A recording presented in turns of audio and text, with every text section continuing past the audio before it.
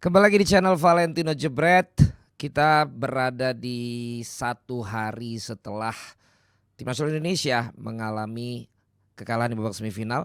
Bagaimana kabar kalian? Bagaimana tidur kalian? Apakah cukup nyenyak setelah kita harus menerima hasil yang tidak memuaskan? Yang jelas kalau saja kita tidak nyenyak, bagaimana dengan pemain-pemain yang tampil kemarin? Bagaimana dengan para pelatih dan juga official semua? Sudah jelas keadaan hati dari masing-masing kita semua yang memang mendukung tim nasional Indonesia, apalagi para pelakunya, perlu untuk mendapatkan suntikan hormon-hormon yang positif, endorfin, oksitosin dan lain sebagainya.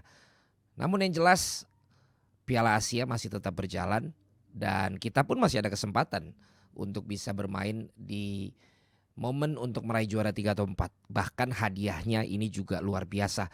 Makanya biasanya kalau di pertandingan turnamen 3-4 itu banyak memberikan kesempatan kepada pemain-pemain yang belum mencicipi turnamennya.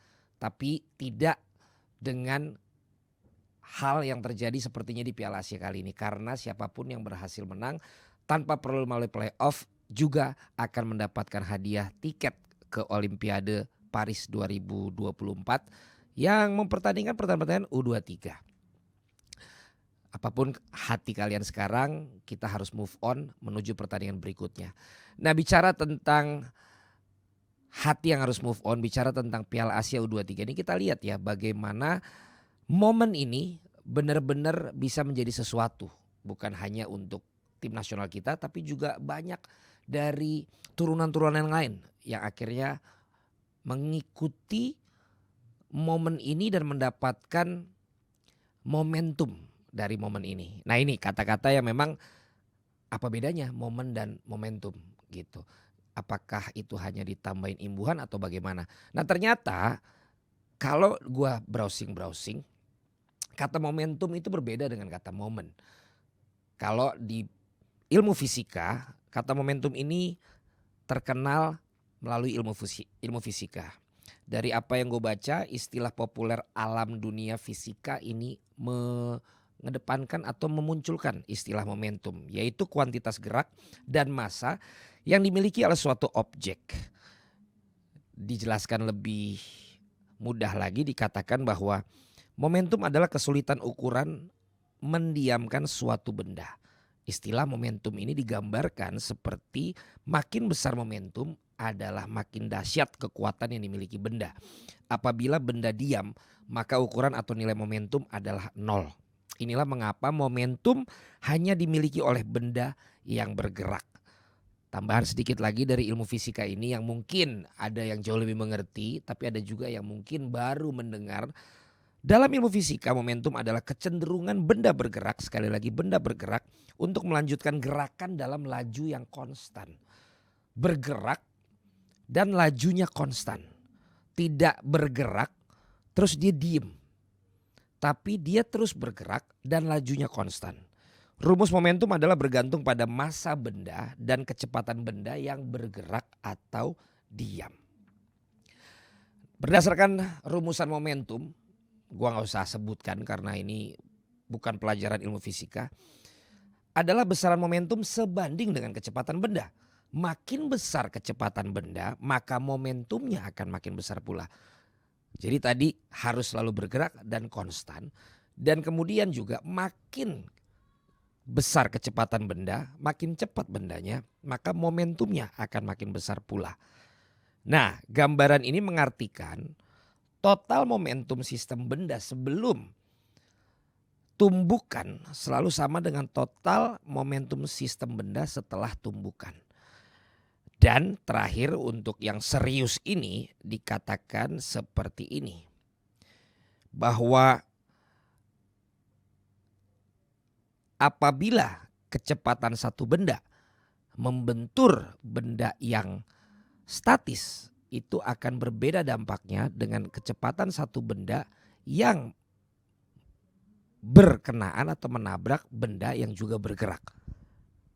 Maknanya adalah yang dapat gue simpulkan bahwa ini bisa menjadi satu gambaran dengan apa yang saat ini terjadi di Piala Asia.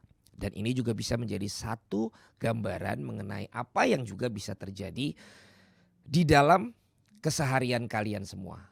Jadi selamat datang di Valentino Jebret Channel, di mana kita banyak bicara tentang hal-hal, bisa saja sepak bola, bisa saja komunikasi, bisa saja hal-hal soft skills yang lain. Tapi semuanya itu gue pengen juga relate dengan kehidupan kalian. Nah, kata momentum tadi banyak sekali digunakan dalam hal sepak bola juga. Jangan sampai kelewatan momentum ini. Jangan sampai kita tidak ikut serta dalam momentum ini. Kadang-kadang seperti itu yang bisa dikatakan. Nah, dari apa yang tadi gue baca dan kemudian sebelumnya juga rekan gue Henry Satrio, pengamat politik yang juga suka bola, dia bahkan mengeluarkan buku Momentum. Dia mengatakan bahwa momentum dapat diciptakan. Momentum itu adalah hasil dari apa yang sudah direncanakan sehingga kemudian hasilnya atau nanti efek dari tabrakan yang tadi saya bilang antara yang bergerak dan tidak bergerak atau yang bergerak dan bergerak itu menjadi maksimal. Barusan itu terjadi momentum. Ketika saya bergerak, dia diam. Sehingga gerakannya barusan seperti itu ya. Nah, bayangkan kalau dia udah bergerak juga, saya bergerak. Berarti dampaknya juga berbeda. Dia bisa jatuh, dia bisa ke depan, dia bisa membuat syuting ini retake. Atau ini jadi menjadi sebuah episode horor ya. Kalau dia bergerak dulu, gue belum bergerak. Tapi barusan sepertinya gue digerakkan oleh sesuatu sehingga saat badan gue bergerak, dia pun ikut bergerak. Tapi dampaknya seperti itu. Tentu dia bergerak dulu, gue bergerak lagi. Dampaknya adalah dia akan berhamburan. Gue pengen menganalogikan ini dengan apa yang terjadi di tim nasional sekarang. Bahwa momennya adalah peristiwanya. Apa sih peristiwanya? Peristiwanya adalah Piala Asia ini. Piala Asia U23. Ada tim nasional kita yang bertanding. Peristiwanya adalah pertandingan melawan lawan yang dihadapi di babak grup. Peristiwanya adalah ketika menghadapi Korea. Peristiwanya adalah kalah menghadapi Uzbekistan. Momentumnya adalah ketika pertandingannya sudah dilakukan. Itulah momentum yang terjadi. Dampak setelah Indonesia menghadapi Qatar. Dampak dari setelah Indonesia berhadapan dengan Australia. Dampak setelah Indonesia berhadapan dengan Jordania. Dan kita lihat bahwa tim nasional Indonesia ini mendapatkan momentum yang semakin besar. Kalau kita lihat dari awal-awal pertandingan di Piala Asia. Apalagi dimulai dengan kekalahan. Ada mulai ketidakyakinan. Dampak dari momentumnya adalah emang kayaknya gak lolos nih. Tapi setelah menang lawan Australia, menang lawan Jordania, menang lawan Korea, disitulah benturan dari objek yang namanya tim nasional Indonesia ini dengan peristiwa yang mereka lakukan menjadi sebuah momentum yang semakin besar. Sampai akhirnya dampaknya adalah momentum yang luar biasa ketika kita menghadapi Uzbekistan. Nah, dampaknya tidak hanya momentum ini ke pemain-pemain atau ke tim nasional kita. Misal ada perbincangan-perbincangan mengenai hasil-hasil. Itu adalah satu momentum yang juga menjadi buah dari yang dilakukan oleh tim nasional di Piala Asia. Apalagi muncul figur-figur yang kemudian selalu memberikan analisa, memberikan komentar dan lain sebagainya.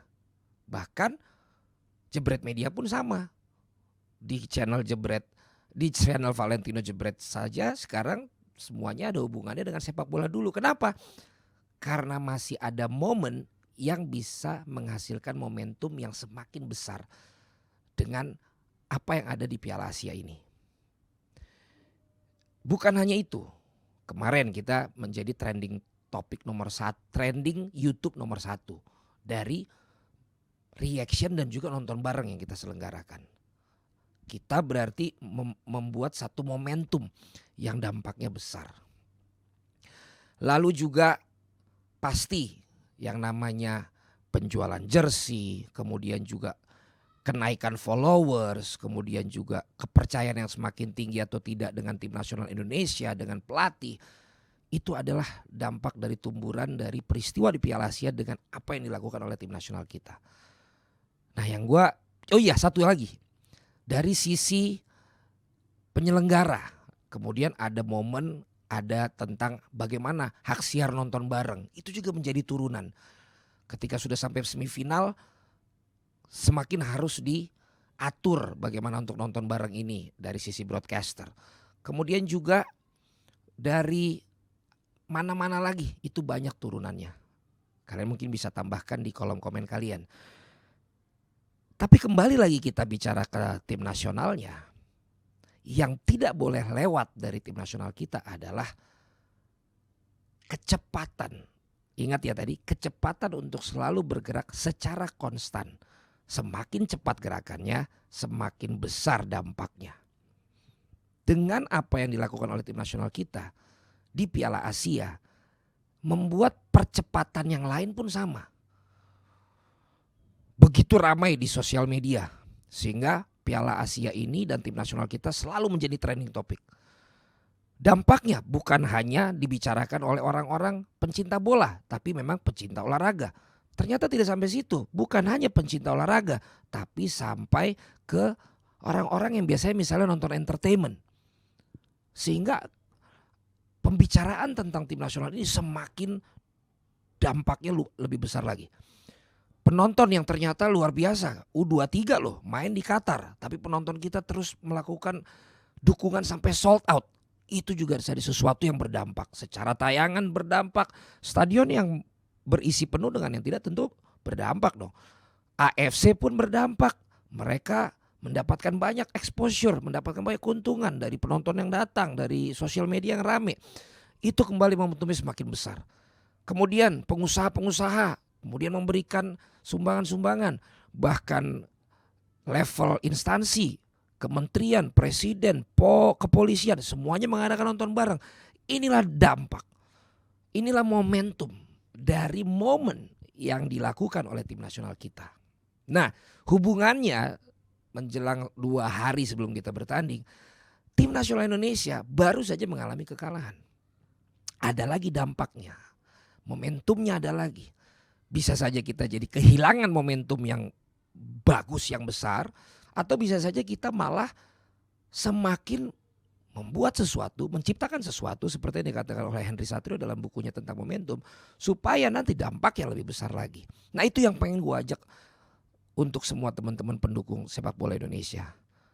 Jangan kurangi dukungan kalian supaya momen nanti hari Kamis menghasilkan momentum yang sangat besar untuk kita. Tapi dalam episode kali ini gue juga pengen memberikan satu insight untuk pemain-pemain dan juga pelatih staff official dari tim nasional Indonesia kita. Kita ingat Maroko di Qatar 2022. Pas banget gue banyak nonton di sana, gue lihat pertandingannya, gue lihat supporternya. Kita tahu ceritanya kalau di Piala Dunia Maroko bisa dibilang bukanlah negara yang diunggulkan untuk bisa lolos sampai ke babak semifinal. Mereka bermain imbang menghadapi Kroasia. Kemudian mereka menang menghadapi Belgia. Mereka menang menghadapi Kanada. Dari yang tadinya imbang, dan itu sesuai dengan apa yang diprediksikan karena memang Kroasia kuat. Ternyata dia menciptakan dampak melalui momentum mengalahkan Belgia. Waktu itu gue nonton bareng di Qatar, bukan di stadion waktu itu. Tapi gue nonton bareng di tempat-tempat ada nonton bareng di sana. Menghadapi Kanada, menghadapi Spanyol. Menciptakan dampak yang lebih besar lagi. Penonton dari Maroko mulai datang ke Qatar. Gue sama Gary menyaksikan mulai datang sewa mobil. Mereka rame-rame kumpul-kumpul di tempat kumpul-kumpulnya nonton dari penonton yang ada di sana. Kenapa? Karena momentumnya makin besar.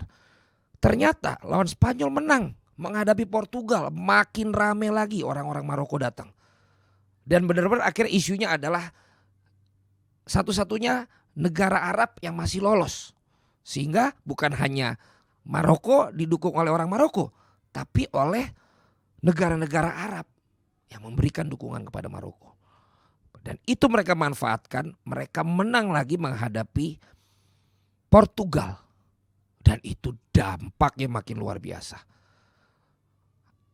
Kurang lebih mirip sama apa yang saat ini terjadi di kita di level Asia dan di level U23. Sampai ke babak semifinal mereka menghadapi Prancis. Dan kita tahu cerita akhirnya bagaimana. Prancis akhirnya menang, Maroko terhenti di semifinal.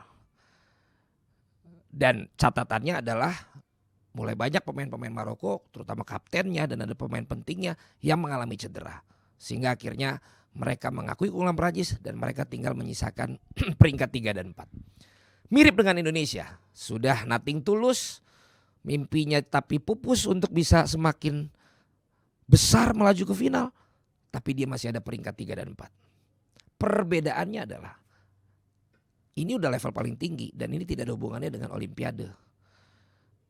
Tidak ada hadiah lain selain juara 3, di mana mereka itu adalah hadiah yang sungguh luar biasa tentunya.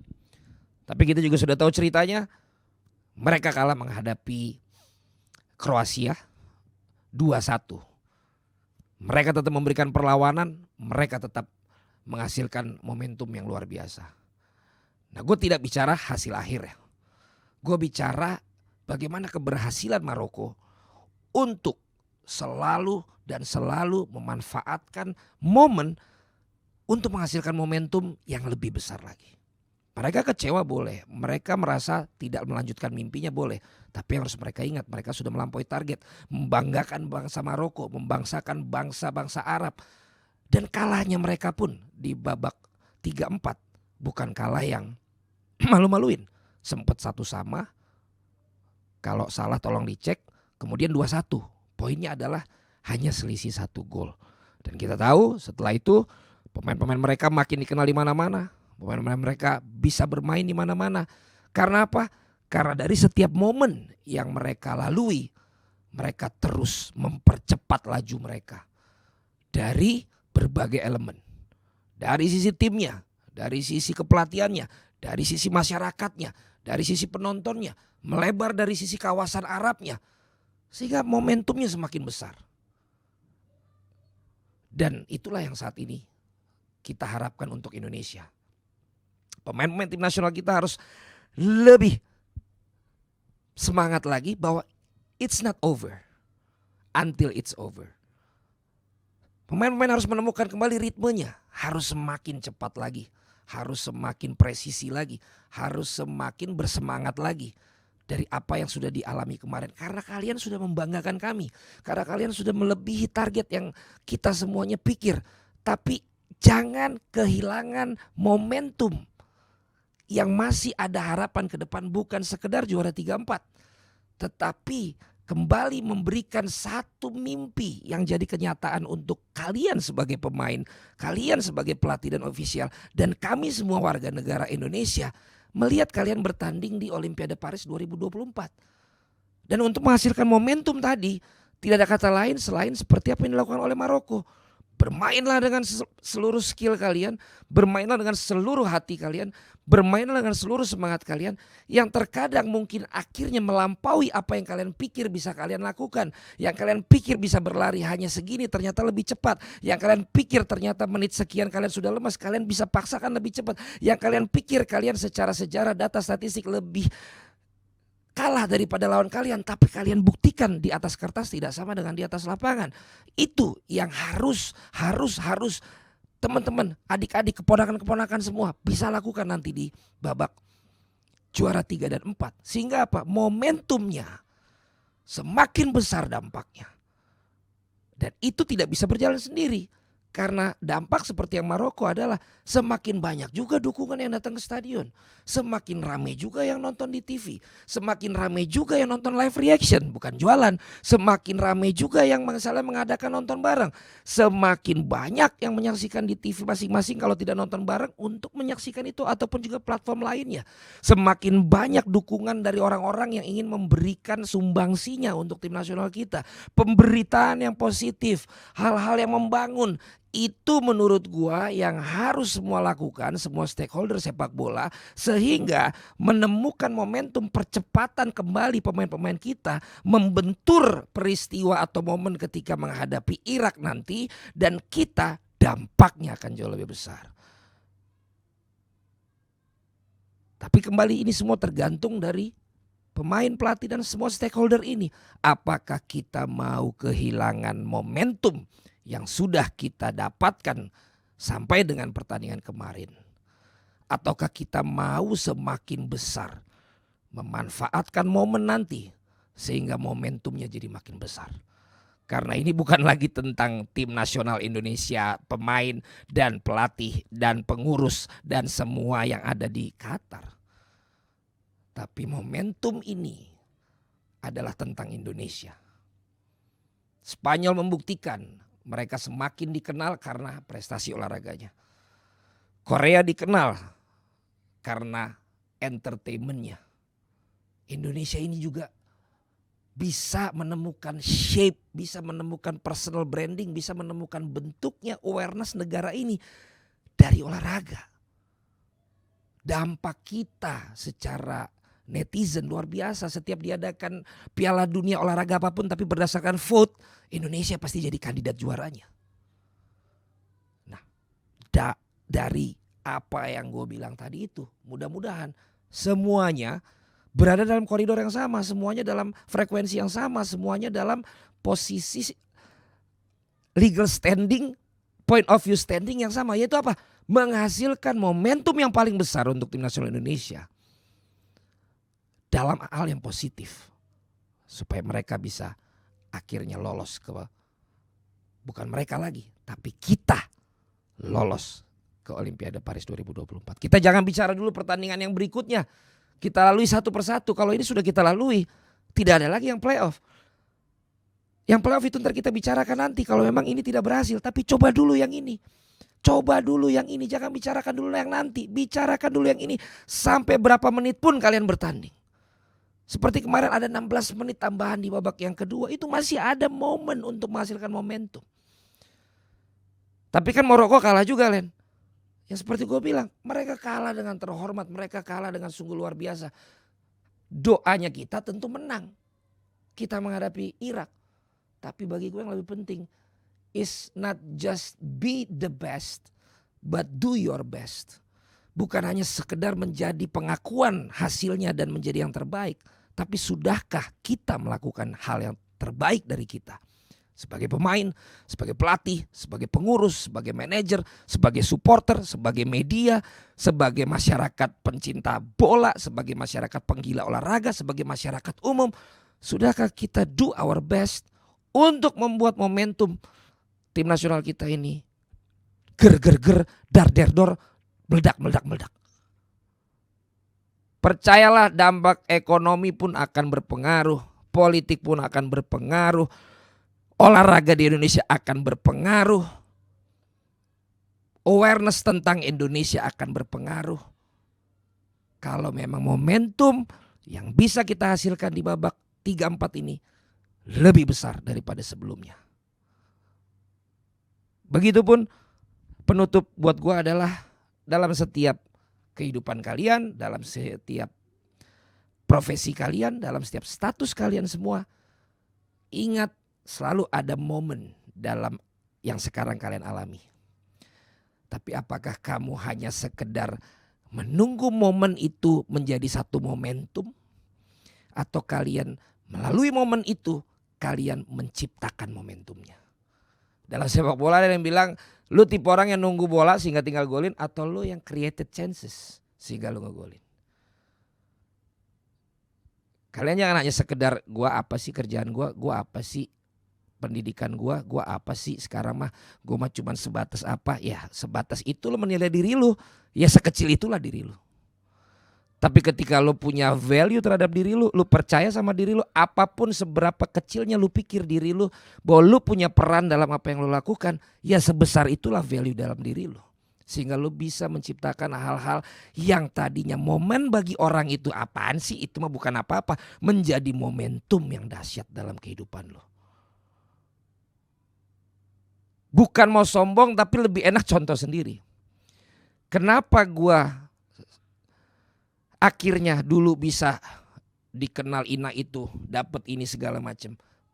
Karena tadi ada momennya, tapi ada satu hal yang selalu gua lakukan, yaitu terus melakukan percepatan, dan konstan minimal untuk dilakukan terus.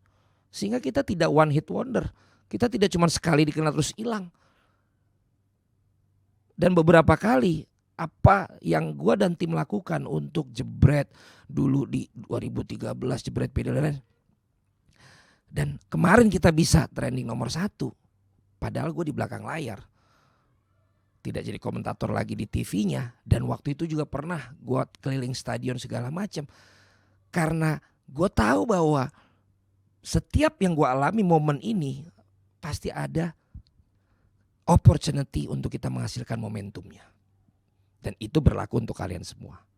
Mau kalian semua gak sekolah, mau kalian putus sekolah, mau kalian S1, S2, S3, SMP, SMA, mau kalian karyawan, mau kalian pimpinan, mau kalian entrepreneur, mau kalian juga pekerja sosial, pencinta bola doang, apapun itu yang kalian sekarang ini, status kalian. Setiap ada momen dalam kehidupan kalian, pastikan bisa menghasilkan momentum yang akan bisa merubah, berdampak bukan hanya bagi kalian tapi bagi orang-orang lain dari momentum apa yang kalian dapatkan. Luar biasa sekali. Nggak kepikiran gue tadi ngomong sepanjang ini, tapi udah seru jadinya. Makanya gue maunya kalau di sini tuh berdiri pakai mic karena jadinya kepancing juga untuk menghasilkan apapun juga. Untung tadi yang momentum tadi geraknya nggak kesini ya. Kalau ini jatuh gawat nih. Ini asli soalnya. Belum sempat buat replikanya ini. Ya, yang satu soalnya udah miring setengah karena jatuh di rumah. So, Indonesia, kita buat momentum yang lebih dahsyat untuk timnas. Dan kalian semua juga buat momentum dalam kehidupan kalian. Sehingga kalian akan tahu bahwa iya ya, every moment there is opportunity untuk membuat momentum dalam kehidupan kalian. Mudah-mudahan berguna ya.